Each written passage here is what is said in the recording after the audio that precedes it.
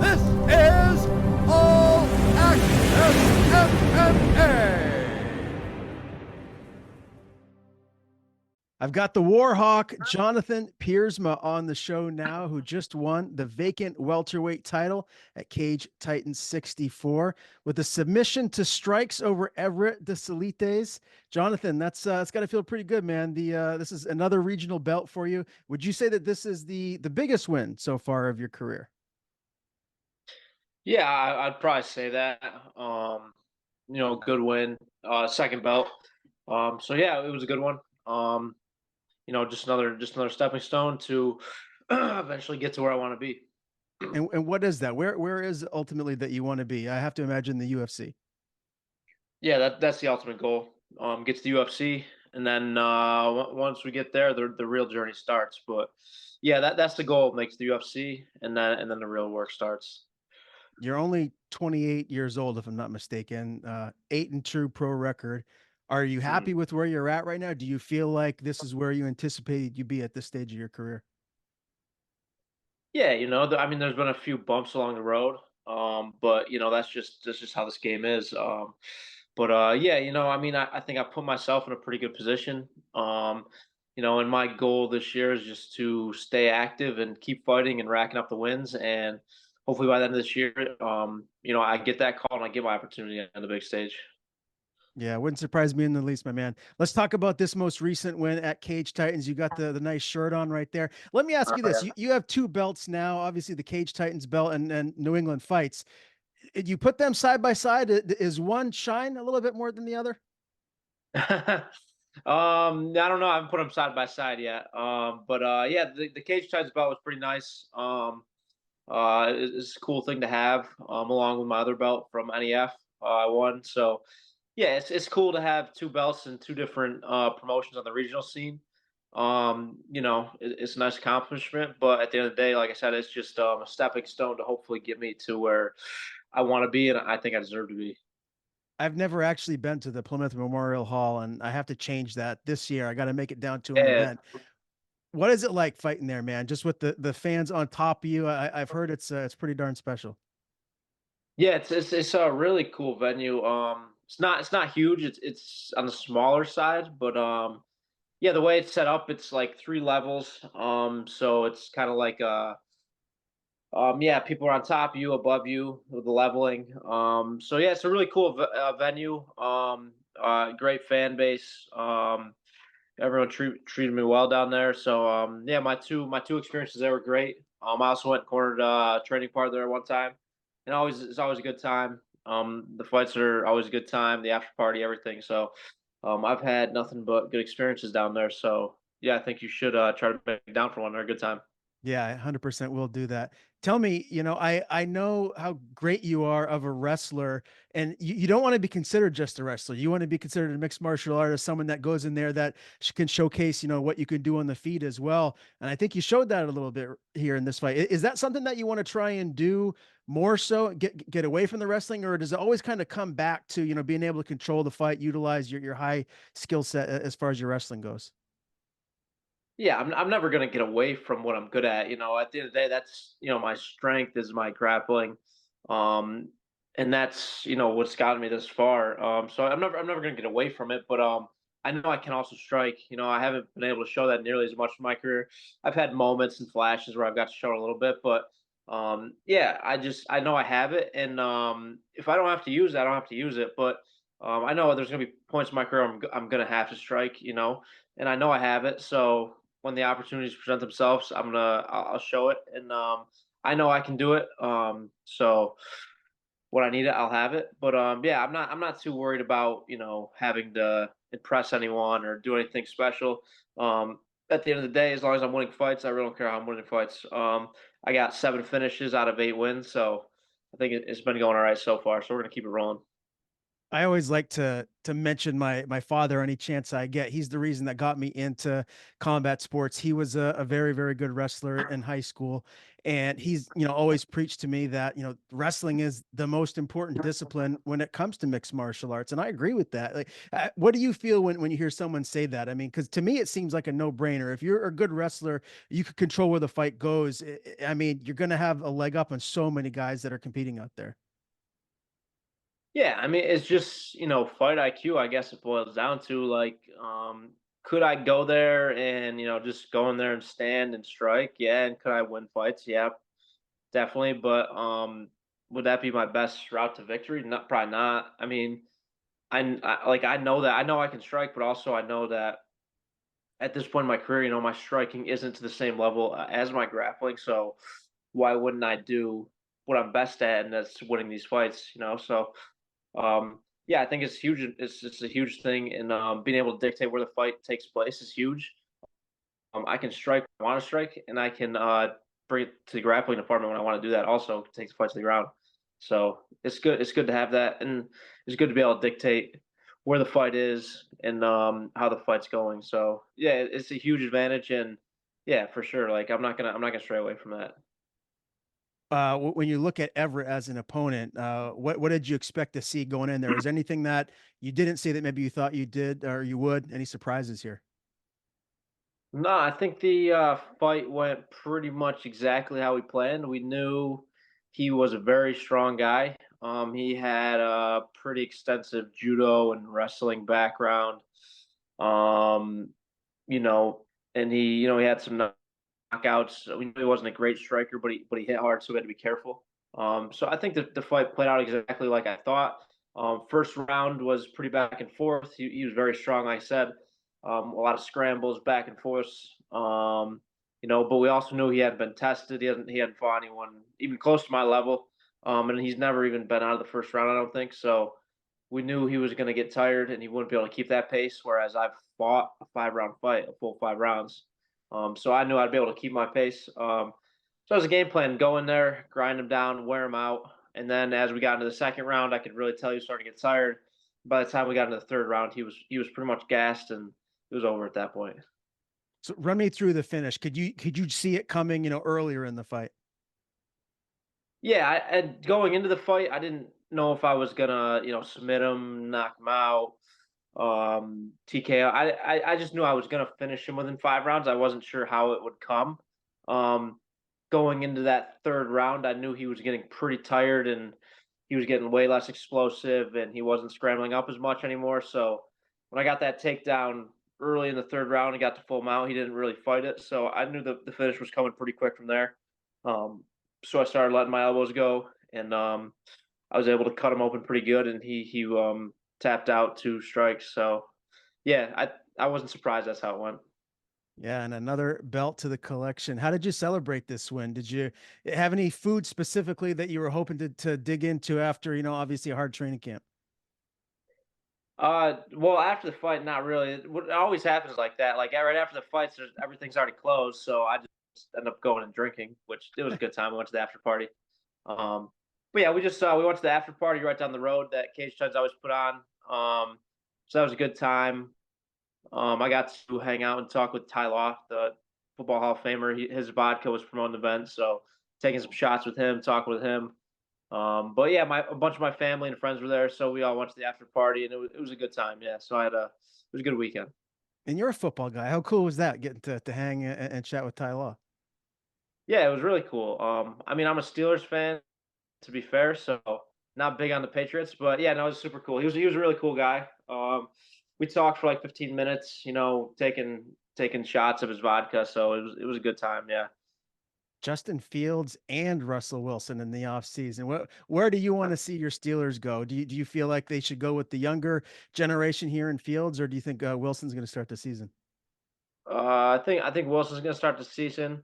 I think if he plays well and he has us in playoff contention, I think they ride him out this year. But I think probably what they're planning, their ultimate goal is to have Fields as the future. Um, but I don't know. We'll see what happens. I just know that we're in a much better quarterback situation right now than we were last year. So I'll take it. For sure. Favorite all-time Steelers player, who is it? Oof, favorite all time. Um, I'm gonna have to go with Big Ben just because that was my childhood watching him play. You know, from when I was a kid, he came in the league. I was pretty young, watching him all the way up through to retiring a couple years ago. So I got to ride with him. Yeah.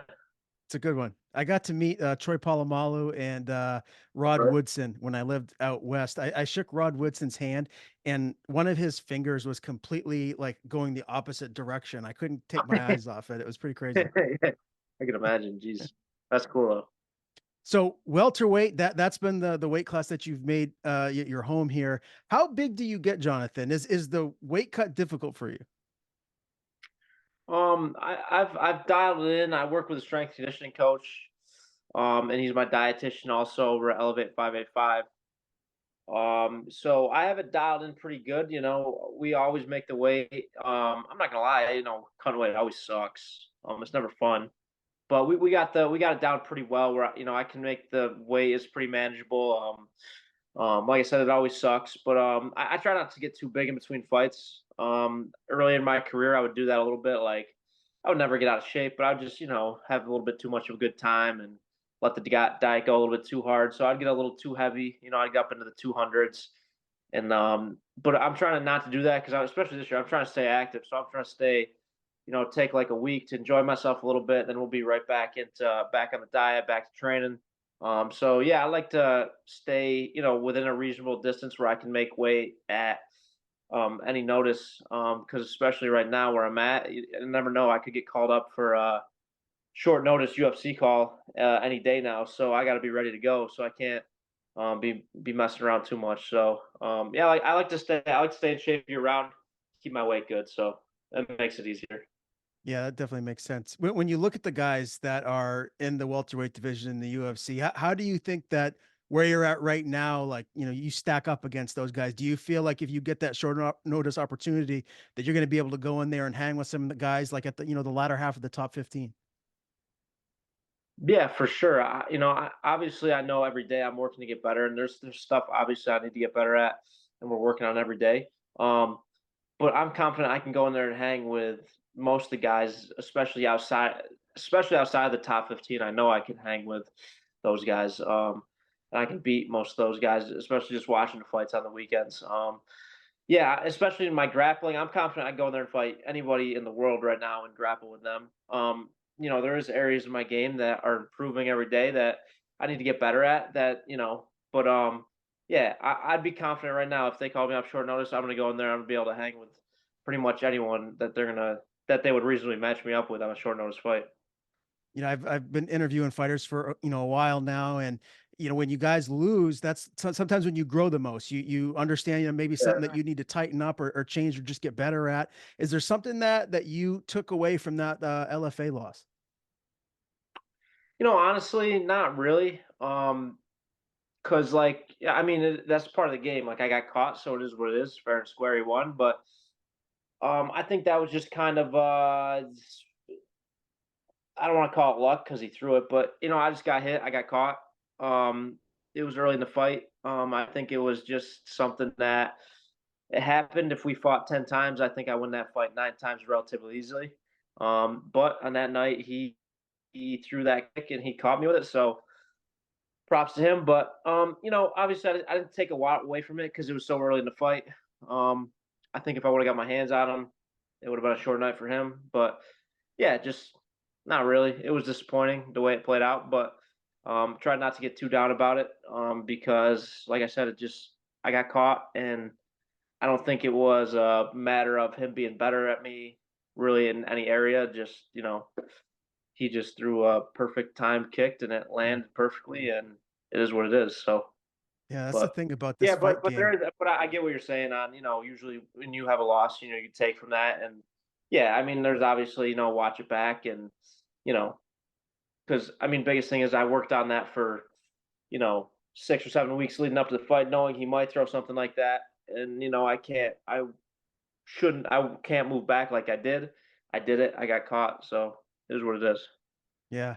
Do you feel like that's something, that you're going to be even more cognizant about here moving forward? Just, for some sort of like a crazy, head kick or something that could possibly land to stun you and put you out. Like, are you going to be more and more, just cautious about that in fights, or are you just continue to kind of plot forward, use your wrestling mostly, and just let the fights kind of shake out how they do? Yeah, I try not to let, that get in my head necessarily. It just goes back to, just being defensively sound at all times. Not putting myself in positions where I could get hit with that kind of stuff. So yeah, I can learn that lesson and moving forward. But like I said, it is what it is. He hit me. Like I said, if we fought 10 times, I think 9 times I win that fight. So it is what it is. You don't see stuff like that happen very often because it doesn't happen very often. But unfortunately, that night I got caught. So yeah, no, it's not gonna impact the way I fight moving forward. I'm just gonna do my best to make sure I don't get put myself in a position to get hit with something like that ever again. Yeah, no, for sure. I got to tell you, man, I was fortunate enough to be cage side to call your title fight win over Ryan Sanders in Portland, Maine, and it All was right. such a dominant performance, man. And Ryan's a tough guy; he's dangerous on the feet, and you Yeah. just dictated where that fight took place. Does a win like that, what does that do for your confidence? Because that's a guy that has a lot of wins, a good record. He's fought some high level opponents. Did that just kind of elevate your confidence to another level? Yeah, definitely. Going into that fight, I was kind of, I think I was like 4-1, so I was pretty early in my career at that point. So I didn't have a ton of experience. So I'm 30 or something fights at that time. So yeah, that was a big stepping stone, a big step up. Um, just I think more than anything was getting that 5 round experience was huge. Knowing I can go 5 rounds. So I think that was huge. I think looking back on the fight, I think there's a lot of opportunities where I could have got more aggressive and probably finished him. But he's a tough guy, and he was playing it smart, and he was tough to finish. So it is what it is. But I think if anything, getting that 5 round experience against a guy like that was a huge experience for me. So going forward, like in this fight, knowing that if this fight went 5 rounds, I can go 5 rounds. So yeah, that was a big step up for me, a big win for me, and obviously it looks good on the resume having that under my belt. So yeah, it was a good experience and it was a good win. How tired were you after that fight to go the 25 minutes and to really push the pace, to be on top for almost every minute of of every round and to be looking to kind of get a finish there. I have to imagine you were pretty spent come the time the fight ended. I mean, honestly, after that fight, I was a little bit tired. Obviously, fighting for 25 minutes, a long time to fight, but I wasn't super tired, as you said, because I was in control. I was dictating the pace. I was on top most of the fight. If anything, after the fight, looking back, I was kind of kicking myself that I didn't go for it a little harder. I think I was pacing myself too much, and that came from an experience of not ever being in that 5 round fight. I think I was, pacing myself a little too much. I didn't want to gas myself out, but I didn't trust my cardio. But yeah, if anything, it was at the end of the 5 rounds. I wish I would have pushed a little harder for the Mhm. finish because I still had it in the tank. But like I said, you live and you learn, and it was a good experience. Yeah, well, great win there. I wanted to address that real quick. And Jonathan, if you don't get this, call up to the UFC next, you're going to have a variety of promotions here regionally vying for your services to fight for them again. Obviously, defending the Cage Titans belt, defending the NEF belt if you wanted to do that. Like, where is your head at regionally if your next fight is regionally? Is it more about the opponent and beating a high level opponent versus the promotion? Yeah, like I said after the fight on Saturday, I'm staying ready, and the best opportunity that comes my way, I'm jumping on it. I want to get right back in there, probably by the end of May or by the end of June, sometime around that time. Um, so if it's Cage Titans that throws me an offer and it makes sense, I'll jump on that. If it's something else that comes my way that makes sense, then I'll jump on that. Like I said, I'm not waiting around. I'm not going to wait around and hold my breath on the UFC calling me. I'm just going to stay active and keep winning fights. Then they're going to have to call me at some point. So really, whatever opportunities pop up that makes sense, I'm ready to jump on it, and I'm going to stay active. I want to get my third fight in before the first half of this year is over. So yeah, if it's Cage Titans, then yeah, for sure. If it's something else that makes sense, I'm just ready to go. Are there any names regionally that stand out to you that what you'd like? Is like Joe Giannetti, is that a name that makes sense? I mean, I know he wants to go back down to 155 and fight there, but He's actually, he's actually booked to fight Jacob Bone, the guy I trained with, right, for the next okay. game.